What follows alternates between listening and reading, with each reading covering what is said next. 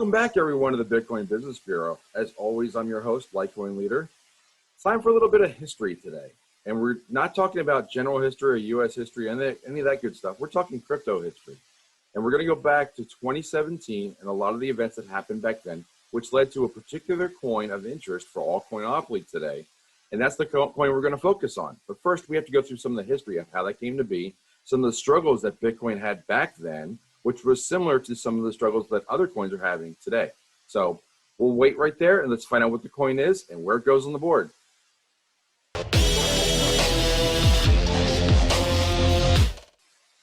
Hang on one second. Before we get into the history of this particular coin and in this particular aspect of cryptocurrency going back to 2017, I wanted to also reflect on Litecoin Leader and LitecoinLeader.com through not 4 years, but 4 months of history. So we started ALTCOINopoly just 4 months ago.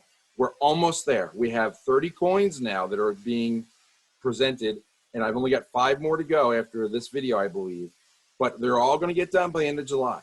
So anyone who subscribes to LitecoinLeader.com gets full access to all 35 videos and is eligible to put in the entry in August to win the trip to Myrtle Beach. Have dinner with me, go to the meetup, win the trip for 4, the continental U.S. for the 4 people to come on out.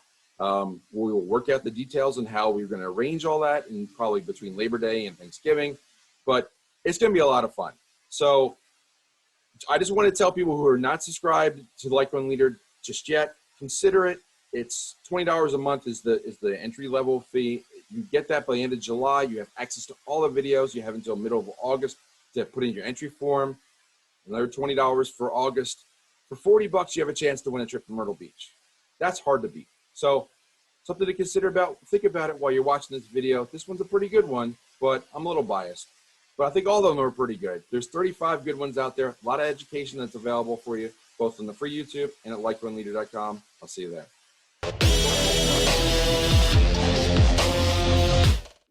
Just a quick reminder that nothing in this video is considered financial advice. I am not your financial advisor. This is not financial advice.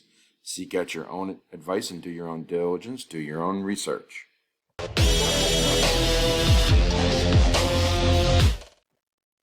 Starting with our basic ALTCOINopoly board, we take a look at a blank slate once again. We are starting to wrap up the game, so we're running out of spaces, but we have just the right number of spaces left for all the ones I wanted to include for the ALTCOINopoly. So we haven't completed on Zone 2 yet, so let's go back over to Zone 2, which is the left side of the board, which is our DeFi and Finance section. And I debated what to do with the commuter space on this board. So it was pretty easy for me to pick out like these 3 major spots on the board for ALTCOINopoly. 3 of the top coins go there. I mean, it makes sense that these are high-end coins that go in these 3 high-traffic spots. But the 4th one, right? And I'm not going to tell you which one goes where, but I'll tell you. It was Bitcoin, Litecoin, and Ethereum. Those are your big 3. That's the top 3. When I started back on Coinbase, that's the 3 coins that were there. But my question was, what would be this 4th one right here? Which one would I choose to go there? What made the most sense as far as a high-end spot that is going to be around for a while and has a good use case? So I took a look at Litecoin, I took a look at Bitcoin, and I said, well, the coin that makes the most sense here really seems to be Bitcoin Cash. Now, Bitcoin Cash has a long history. Well, it goes back to 2017. That's long for crypto. I will go through the history of how it came to be and why it came to be and what the use case is and what the potential is of it. So I do think that history is important at times to learn, and many people have started beyond 2017 and don't know the history going back to where Bitcoin Cash came from and why it even was started in the first place. So that's the coin for today we're going to talk about. It's Bitcoin Cash. It's in the DeFi finance space because I think it has comparable utility to Litecoin. So I think that there is a strong case for it to be a form of digital cash and used for point of sale and day-to-day transactions versus the store value that Bitcoin is, which was part of the debate. So that's the coin for today. We're going to dig into Bitcoin Cash, starting with the history and then some outlook on where Bitcoin Cash could wind up going in the near future.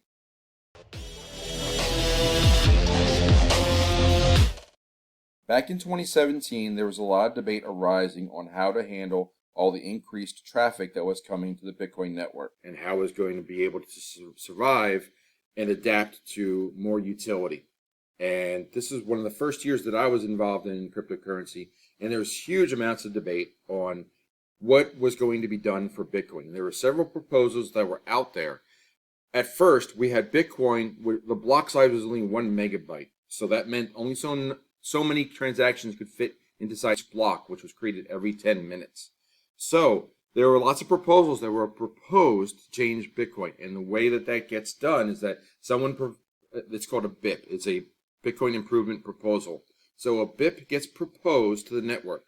The network miners have to vote on saying, we accept this or we don't accept this. And then they decide if it's going to go in the main version of the code, or if there's an argument, there may be a branch or a split or a fork. So that's a lot of what was going on in 2017. It confused a lot of people because that's how we came to be having more than just Bitcoin. We have now Bitcoin Cash, and then eventually Bitcoin Satoshi Vision, which we won't even get into today. But we're going to focus on Bitcoin versus Bitcoin Cash and how all this happened. So in order to illustrate why this need existed, I'm going to use 3 YouTube videos that I used as references, and they had good drawings and illustrations, so I'm going to borrow some from them, but I'm going to give them full credit. So first is, of course, Guy from Coin Bureau. That's who I refer to a lot. Second one is 99 Bitcoins, which does a great job of explaining what a fork is in this video, plus how Bitcoin Cash came to be. And the third is a lesser-known video from a channel called Aimstone, but he had some good imagery, so I'm going to borrow from that. So here's what happened back in 2017. First, there was a big conference called Consensus 2017, where lots of people were talking about 2 of the major issues. One of the issues that was, it's illustrated on this chart, in 2017, due to the popularity of Bitcoin, the transaction fees were getting way too high on Bitcoin. This may sound familiar to those of you who we've been talking about this for Ethereum in the past 12 months.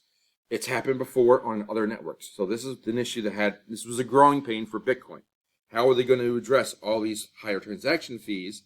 In addition, the time to transact in 2017 was sometimes excessive, 20, 30, 40 minutes to get blocks done. And again, we're starting to creep up once again. So what happened back then, so there were several proposals or BIPs that were put out there to say, how are we going to improve the network? One of the first was called Segregated Witness, or SegWit. This is essentially shorthand. So what it is that in part of the block, there's the address that the Bitcoin goes from, and there's also the address that Bitcoin goes to. That's put there every single time. To create shorthand, what they did was they said, okay, we know this address of 30 characters, 40 characters, whatever it is. We're going to give that a shorthand thing so we can shrink that down. And every time, we know this address, and we've seen it before. So now that address of 40 characters, we can associate it with these 6 characters instead. And that's what they did. They made a shorthand. I don't know the exact number. I'm just saying that's what they did. They shrunk the size of it and just said, there's your lookup table of saying, this long address is, we're just going to call it 00123. And then we'll put that in the block instead of the 40 characters. That allowed them to get more bandwidth, and SegWit reduced the transaction size by 75%. So it changed that 1 megabyte block, right? It was originally 1 megabyte for a Bitcoin block. It essentially made it 4 megabytes because of the data capacity, because they shrunk it by 75%. Just 75%. It's 4 times as small, so now you have 4 times as much that can fit. So that was SegWit. Then, so that was done to try to speed up the confirmation and the transaction times, get it down. You can't, buying a sandwich or a cup of coffee for $3 back then. I don't think you buy a sandwich for $3. That'd be terrible. Good luck buying a sandwich for $3 today. But the transaction fees were more than $20. So how on earth could you walk into a cafe and buy lunch when the transaction fees exceeded the cost of your lunch? So another proposal was bigger blocks. So by making the blocks bigger than just 1 megabyte, you can fit more transactions in them. That allows for more throughput, faster transactions, lower fees. So larger blocks were also proposed. They wanted to go from 1 megabyte to 2 megabytes in addition to SegWit. So now you have 8 times this capacity, because SegWit gives you a 4x, and now you're giving 2 megabytes instead of 1, and now you have another double, so that's maybe 8 times as large. So what happened is that they passed, Bitcoin approved SegWit, but they did not approve the bigger blocks. That came later. They did eventually go from 1 megabyte to 2 megabytes. But before that happened, Bitcoin Cash came on the scene. And Bitcoin Cash said, we're going from 1 to 8. And they said that's going to increase our capacity for transactions. It's going to lower the fees. It's going to make us go faster. All that good stuff. So that would lower from Bitcoin's 3 to 7 transactions per second. You get them up to 61 transactions per second. Not nearly as close as Visa, but getting there. So they did a test in December of 2017 after Bitcoin Cash was launched. It was 99% cheaper than Bitcoin. The fees back then were about $28 per transaction. Bitcoin Cash was like 28 cents max. So now it's more like in the pennies versus the price of $5 or $6 for a Bitcoin transaction. So in addition, just to wrap it up, Bitcoin ABC is really a Bitcoin Cash. Bitcoin Satoshi Vision was a later version that increased the block size further. The Bitcoin Cash added smart contract functionality, but that's not the key takeaway. The key takeaway is Bitcoin Cash versus Bitcoin. Now let me transition over to why Bitcoin Cash and why it's such a good market to get into now. Okay, so Bitcoin Cash. First off, Roger Ver is one of the top people. He's a Bitcoin maximalist. He became very big in the space. He owns Bitcoin.com, and I think he owns WhyBitcoinCash.com as well. So Roger Ver created a lot of debate when this was all going down in 2017, saying not only is Bitcoin Cash better, but it should be deemed the true Bitcoin because it held to Satoshi Nakamoto's true vision of what Bitcoin was supposed to be, which is a means of exchange versus a store of value. You can make an argument for that, but Roger Ver really pushed the envelope and created Bitcoin.com. He bought this, and he promoted the site as being the home of true Bitcoin and made Bitcoin Cash the dominant thing on this website versus Bitcoin itself. Now, back in 2017, as it is today, most of your trading pairs, and even more than today, most of your trading pairs were BTC to something. So Bitcoin was the means of buying almost every other coin. Bitcoin Cash had very, very few exchanges, had few pairings. It wasn't that predominant. So Roger Ver was trying to push Bitcoin Cash as much as he could. So I'm going to include this video here, which is an interview with Roger Ver, and I believe the channel is called, no, it's Roger Ver, huh? I'm not sure of the channel. But I'll include this video in the link here. It was an okay interview, but I just want to point out who Roger Ver is. He owns Bitcoin.com and promotes Bitcoin Cash. But I think the utility of Bitcoin Cash is a lot stronger than people let on. So I think one of the best places to look this up is go to whybitcoincash.com. And quite honestly, this is kind of a North American, US-centric thing. And that Bitcoin Cash is not really used here, even though if you go to bitcoin.com, you will see that there's a lot of acceptance here. But for whatever reason, the popularity is not as strong as in Europe or in Asia. So walking through whybitcoincash.com really illustrates a lot of the reasons why you might want to get some exposure to Bitcoin Cash. There's some interesting fades on this page, so I'll try to keep them as stable as possible here. Here's some prominent people that we're talking about, Kim.com and Roger Ver, talking about the popularity and how the Bitcoin Cash should definitely be more popular than it is. So, Bitcoin is considered a digital equivalent of gold. It's digital gold. That's what it's the store of value. Bitcoin Cash is the digital equivalent of cash. It is your transactional coin. Why is that distinction important? Well, look at the volume that could be here. First, again, the argument that this is closer to the original white paper. So the difference here is that over 100 transactions per second for Bitcoin Cash versus 3 to 7 for Bitcoin. And the fees are less than a penny, less compared to $5 to $50 for Bitcoin. $50 is a little bit extreme, but certainly no question Bitcoin Cash is much cheaper to use, which is important not only in day-to-day transactions, but also in third world countries where every penny matters. So that's going to matter a lot. So another reason why, again, the US-centric outlook is not necessarily the right thing to evaluate Bitcoin Cash. The marketplace. It is 10 times larger for a cash market in the world than for the gold market. That's on the daily transaction, annual transactional basis. So you could make the argument that even though Bitcoin Cash and Litecoin compete with one another, they're competing for a larger pie of transactions and fees per year than Bitcoin is. So again, even if I hate the fades on this page, but even 1% of the global transactions would mean 82 million transactions a day for Bitcoin Cash. That is a huge number. And right now, there are more transactions in Bitcoin Cash than Bitcoin on a daily basis. There it is again. Bitcoin Cash is already doing 120% of the transaction volume that Bitcoin does. So this kind of summarizes all the reasons why Bitcoin Cash. Again, all the reasons that you want a cryptocurrency. These are really applicable to Bitcoin and Bitcoin Cash. So, and then at the bottom, it encourages you to go to bitcoin.com and download a wallet. So there's a lot of good information here, but the main thing is that Bitcoin Cash and Litecoin are doing things differently and have a different use case than Bitcoin. Bitcoin plus the Lightning Network could be comparable to Litecoin and Bitcoin Cash, but in my opinion, Bitcoin is going to be used predominantly for store value and for large transactions, not day-to-day transactions. It's going to be very hard to acquire Bitcoin relatively soon, certainly by the next halving, which should be in 2024.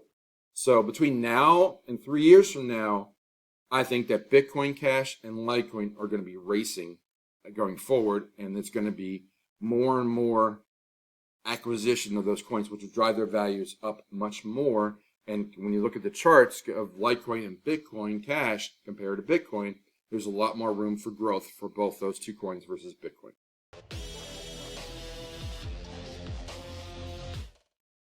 All right, last comment or comments is that let's see. Oh, I wanted to point out, back in 2017, seeing the true value of Bitcoin Cash was a little bit crazy because Coinbase was very, very, very hesitant to add new coins. But what happened one night in December, and I will remember this, is that Bitcoin Bitcoin Cash suddenly appeared on Coinbase. And it took off like a rocket ship. And it's just the price. So what happened okay, let me back up a little bit. In August of 2017, they created a fork. So in August of 2017, if you had for every Bitcoin you owned, you got a Bitcoin Cash because they decided to fork the network. You would continue to have Bitcoin, but you also have Bitcoin Cash. Let me go to the slide that talks about the fork. So here's a slide that talks about a fork. So you have a soft fork and a hard fork. I won't go into it too in depth, but a hard fork means that you're forced. Soft fork means it's backwards compatible, which means you don't need to do anything. It just upgraded overnight, you're fine. It's kind of like when your phone updates overnight. Hopefully nothing breaks, but you're backwards compatible, you didn't lose any information. A hard fork means you can't go backwards. So what happened was in August in 2017, they made a hard fork in which they created two different networks, two different blockchains going forward. You have the same history for Bitcoin all the way up until August 2017, but from that point forward, there was the Bitcoin blockchain and then there was the Bitcoin Cash blockchain. Some miners chose to go to the Bitcoin Cash. Some miners chose to stick with Bitcoin.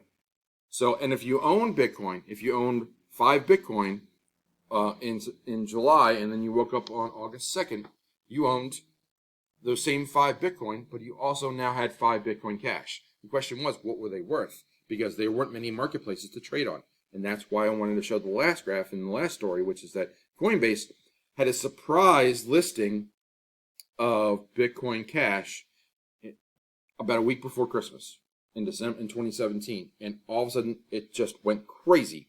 So it opened for 3,000 and hit a high of 9,500, and then it stopped. They just locked it down. It was up and running, and then they shut it down because it was totally out of control. They couldn't support it. So they just said, whoa, that was a mistake, and they shut it down. It was a huge mistake. They should not have listed it. I don't know who decided to do that. I bet someone internally got reprimanded for it. Who knows? But regardless, it just showed an idea of okay, Bitcoin Cash could be worth a lot of money, but we don't know it yet.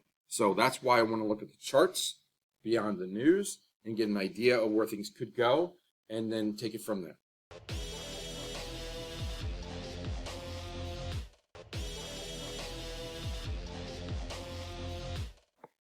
Taking a look at the charts for Bitcoin Cash over time, we can see that it's very difficult to find legitimate pricing when it first launched.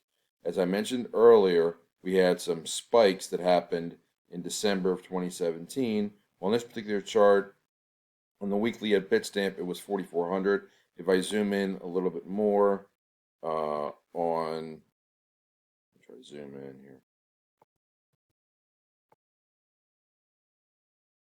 Yeah, it's very difficult. You had like a 4,400 type price in December, but it's that spike of 9,000 on Coinbase is very hard to reflect on the other exchanges because it was really so.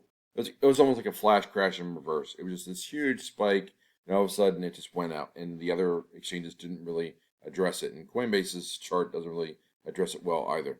So it's hard to gauge with the top end. We see that this 4,000 price, but what's really telling on these charts is that the price was well into the thousands early on when Bitcoin Cash came out in 2018.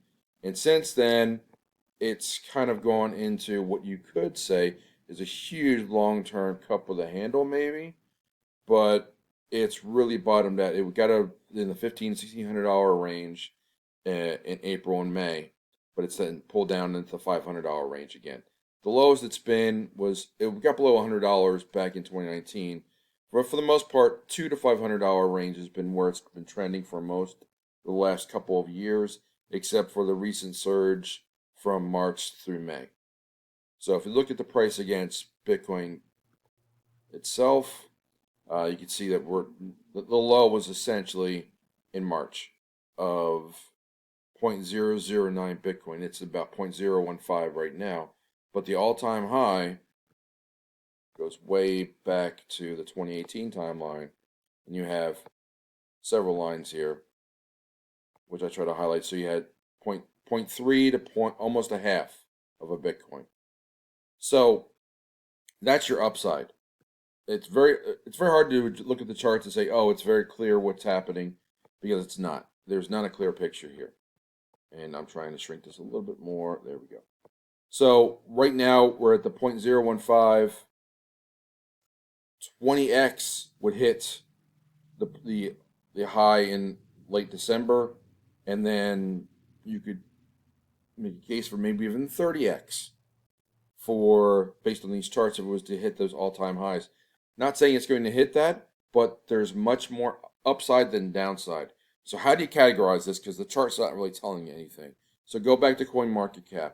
According to CoinMarketCap, Bitcoin, $640 billion. It was once $1 trillion. But right now, Bitcoin compares to Litecoin and Bitcoin Cash very similarly.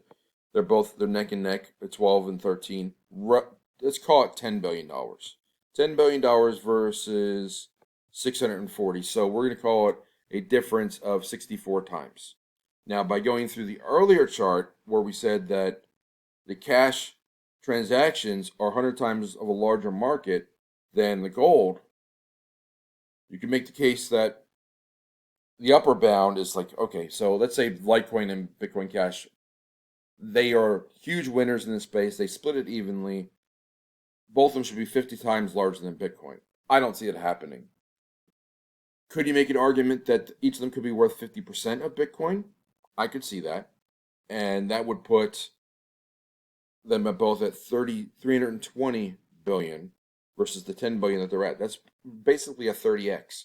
Going back to the chart again, a 30x from where we are today would put it at the all-time high, which was right in the December timeframe. So there are those that theorize that was more of a true reflection of price back when Bitcoin Cash at $9,000 versus where we're at today.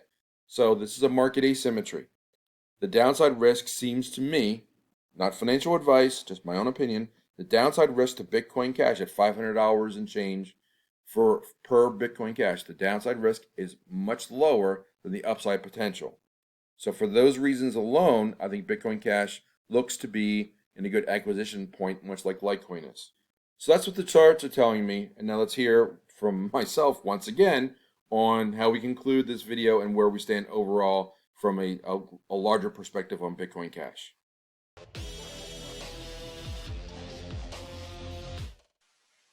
So that's today's coin, Bitcoin Cash. It was an interesting history for sure. Lots of things going on. We had the first ever Bitcoin fork happen in 2017. There's been forks ever since for a Bitcoin Satoshi vision, and there's been several Bitcoin others, Bitcoin Black, Bitcoin Gold, all these other different Bitcoin versions that are out there. But the most dominant one for sure in the marketplace is Bitcoin Cash.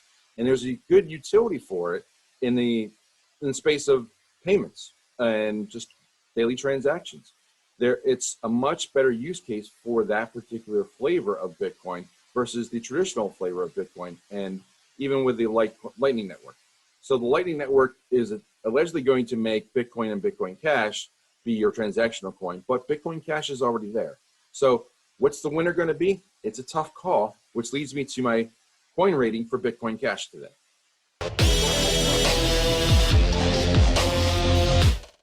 Taking a look once again at the ALTCOINopoly board, and we're in zone 2 today, which is our DeFi and finance sector, and Bitcoin Cash is right there in the middle in a high traffic spot. So the question now becomes, what is the coin rating that I'm going to give for Bitcoin Cash? Quick review of the rating one more time. It's a scale of 1 to 5. We've been over it a number of times before. So 1 is the weakest, 5 is the highest, 3 is an average project. So Bitcoin Cash. The rating for Bitcoin Cash is tricky because the use case is comparable to Litecoin. It really is. It's not a store of value. It's a transactional coin. It is used to buy lunch, buy something at the store. It competes with Bitcoin on the Lightning Network. It also competes with Litecoin.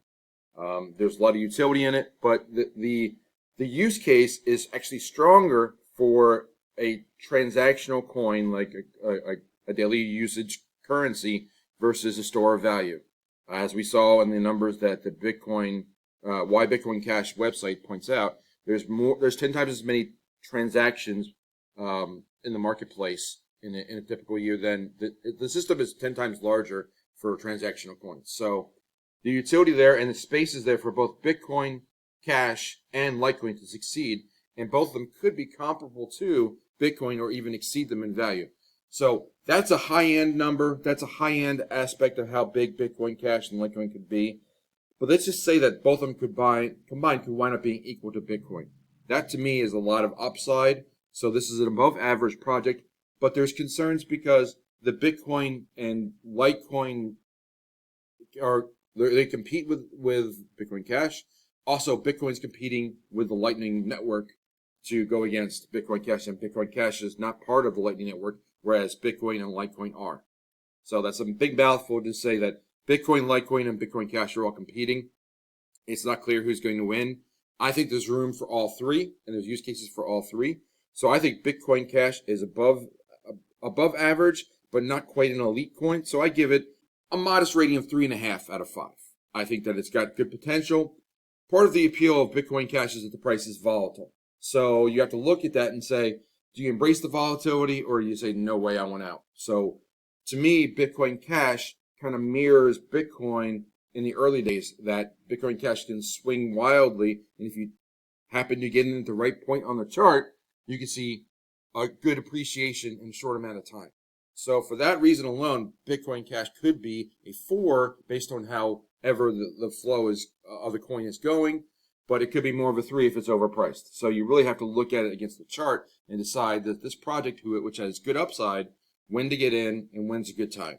So I hate to say trying to time a chart, but you have to look at the charts of Bitcoin Cash and realize sometimes it's a good time to get in, sometimes it's a good time to get out, but there's some long-term upside to Bitcoin Cash because it's going to be in a growing marketplace as physical cash and physical fiat money become less and less used. So now we're going to be going to full cryptocurrency for transactions for Litecoin, Bitcoin Cash, and Bitcoin and the Lightning Network. All three could be used. So Bitcoin Cash has a lot of upside in my viewpoint. I give it 3.5 out of 5.